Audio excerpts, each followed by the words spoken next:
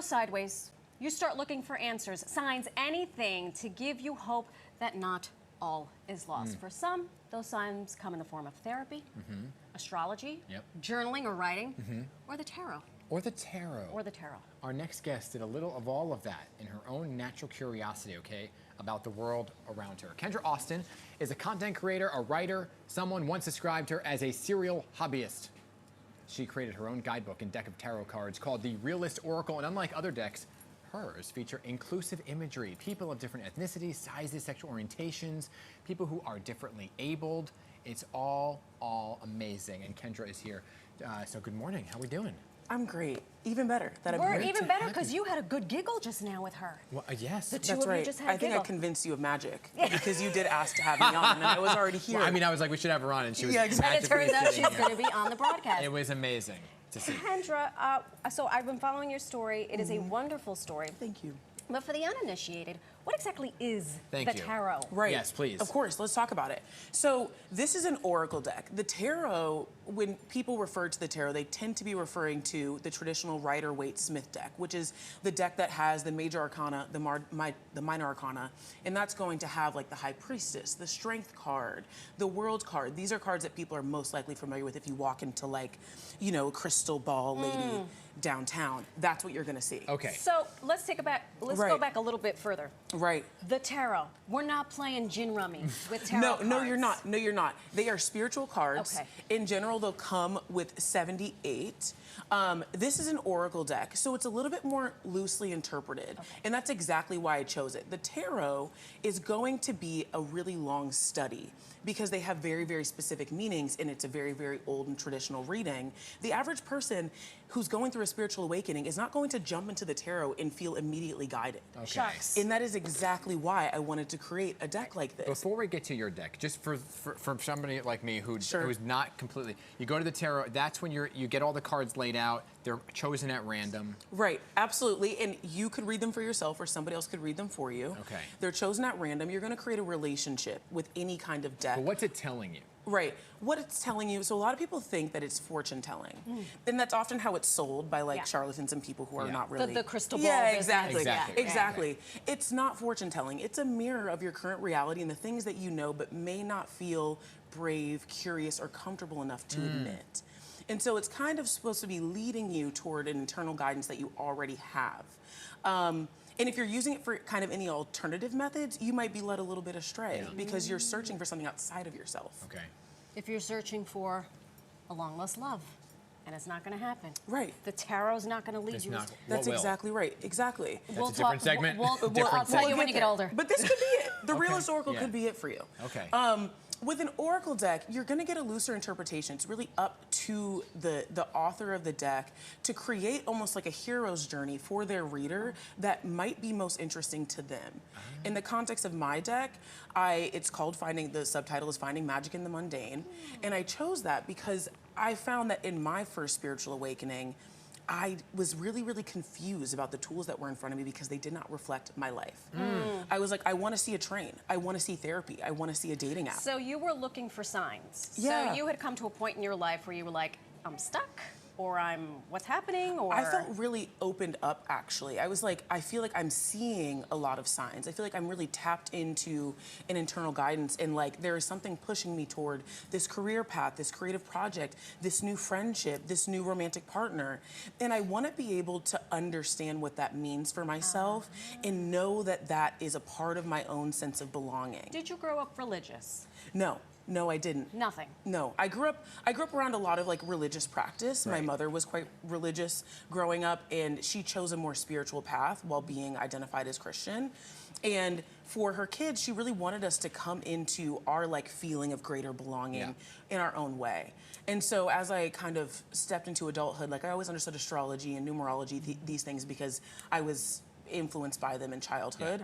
But it felt like it was a part of my path in a way that was kind of unconventional. I like really wanted to make spirituality accessible because I felt that that's how I grew up. So you create this deck because you didn't feel that the things you were explaining were represented in traditional tarot.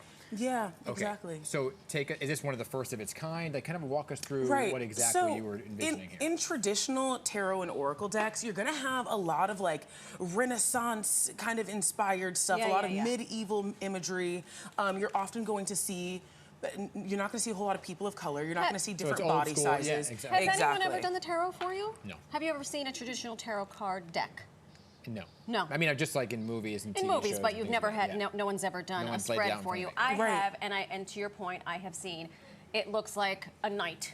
Or, Yes. or something that does Exactly, not... a knight, a queen, but Yeah. it doesn't feel like it's a Cups. person. Right. Exactly, Yeah. it's not a person inside of an environment that you'd be familiar with. I The gotcha. illustrator and designer of this deck, Bria Benjamin, when she and I worked together, she told me, in my illustrations, I want my work to be reflective of people that you love or people that you might soon love. Yeah. And so that is kind of the inspiration behind our illustrations, is like, I wanted it to reflect like the really cool, interesting outfits and environments that I'm already seeing with the people that I love in my life, and have that mirrored in their spiritual tool if they're seeking that guidance. So if you look at the deck, what are Yes. some of the Yeah. buzzier cards? Because we joked Right. in the tease, and I Sure. said, we pulled the death card out. But is there Right. one? And it's daunting. No. So, no. I love that you asked that. But death So- isn't always bad. Right. No, it's not. Death is actually a great thing. It's a huge, that is the kind of push towards transformation in our lives. If you go to a reader and you see the death card, you're going to immediately like have that ball in your throat, well, you know? What's my time? What's Yeah. When's the TikTok? Right, you're like, get me out of here. I don't want it. So Right. for me, my death card is actually called Grief, and it shows a girl on the train crying. Oh. And in the back, you kind of see that there's like a new day eventually coming. Okay. And so that's one of the more symbolic cards. What are some of the other symbolic of cards that course. maybe resonate with folks who are thinking about maybe I should do tarot? Totally, of course, of course. So my other favorite card is Choose Love. I really enjoy it because it has a dating app. It has a dating app. And you'll notice that her finger, the woman who's holding it, her finger is actually in between the yes and the no.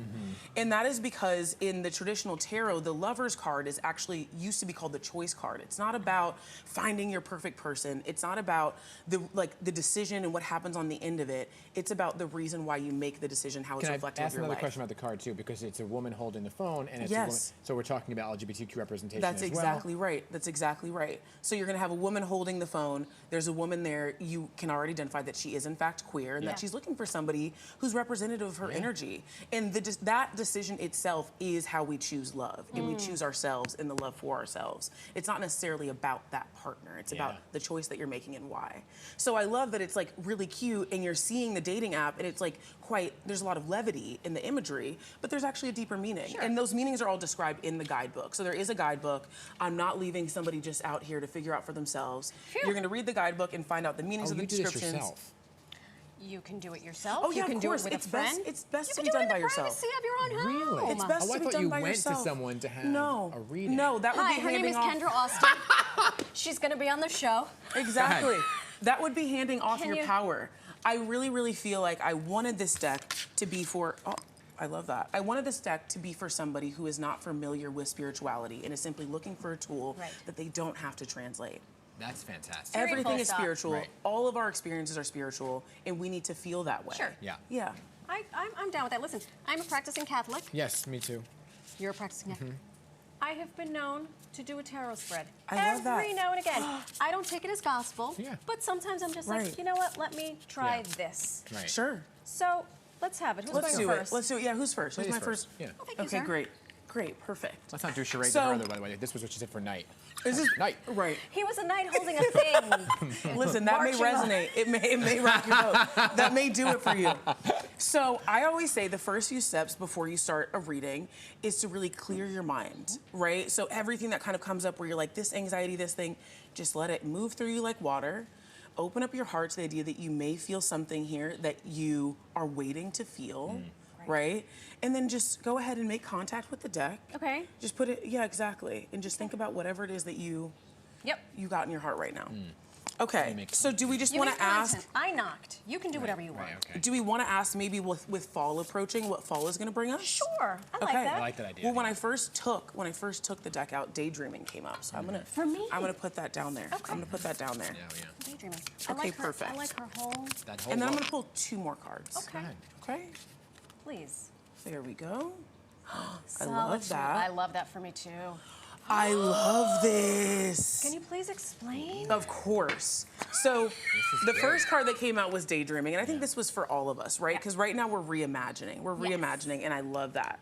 So we have daydreaming here, and that's just a representation of coming back to a place where you feel that there are hopes and dreams and opportunities available to you after like completing a cycle. Okay. It's like I'm really successful. Like I feel really affirmed. I feel like my gifts are illuminated in the space. Let's imagine the different environments, different people, different relationships where that could be true. Okay. Exactly. Solitude. And then we have the solitude I card. gotta be by myself to manifest all that. That's exactly right. I'm apologizing now for ignoring you. But you know what? I'm so sorry. She's on Do Not Disturb. Don't even try. Please, I know. Give her a moment. Goes right to voicemail. Yeah, give her a moment. Exactly. Yeah. Exactly. And then you can do the same when it's your time. Yeah. So the solitude is great because it's just a reminder of coming back into your own energy. Okay. That's the only way that we can identify how we feel, what we feel, and get that gut instinct to move forward in whatever situation that we're in is through our own energy. Okay. And then the comparison comes out here because it's a reminder that we all have a lot of things around us. And with this card, you actually see this girl kind of looking through this like projected screen. It's like a phone screen and all of these lights. And she's imagining her body a little bit different. Her waist is a different size. Her nose is a different size. And that's how we often view ourselves when we have too much around us that makes us feel small. Oh gosh. So it's a really, really great reminder of like, the world is kind of built for comparison and that's not our fault, but it's our responsibility to remove ourselves from those screens and from those mirrors that make us feel small and return back to our bigness and our own energy. I feel like you do a good job at that. Thank you. Thank you. Yeah. Though I be wee, in my mind I'm 6'11". mighty. Oh yes. That's short woman, big energy. Oh, Me too. yes. Me too. Yes. Everybody thinks I'm 6 foot tall. I'm not. All right. All right, let's go. Mana. Let's Okay, do you it. ready? Fall. I love that. That was good. It was Thank really you. good, actually. Those are also very beautiful cards. They are Thank you beautiful. so much. Yeah. I appreciate They're really that. I pretty. appreciate that. I do like the solitude one. a Yeah. lot. Yeah, it's really, really nice. And you notice, like it like, for you, too? in the traditional tarot, the solitude would be called the Hermit card. And it's like a really creepy, like, Grim Reaper looking guy. Oh, I just okay. wanted a girl, you know, in her room, hanging out. Yeah. Okay.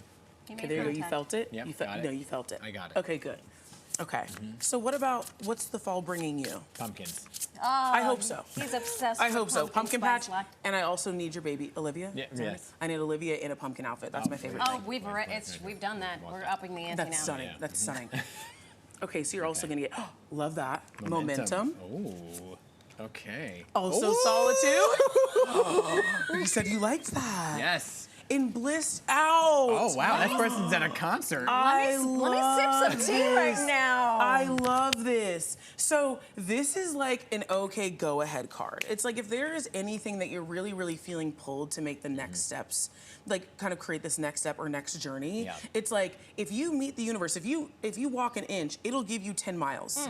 So like go ahead and take that leap of faith and show up for whatever that task is. And there's gonna be a lot of fast-paced movement. You gotta be ready to respond to your environment. Okay, Right? And very use that good. gut instinct. Nice. Solitude. The solitude, again, the solitude is here in the same position. I love that.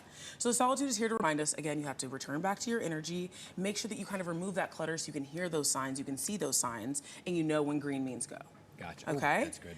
That's And good. then all that momentum is taking you to a place of bliss. So the Bliss Out card in my deck is kind of like the sun in the tarot, where it's like you're going to have a lot of experiences that remind you of your own light, and you're like, actually, I created this. Like, I'm feeling nothing but joy, and the universe is bringing me joy, and it's because of my internal guidance. Like, I created all these environments to make myself feel happy. Okay. And the fall is bringing that for you.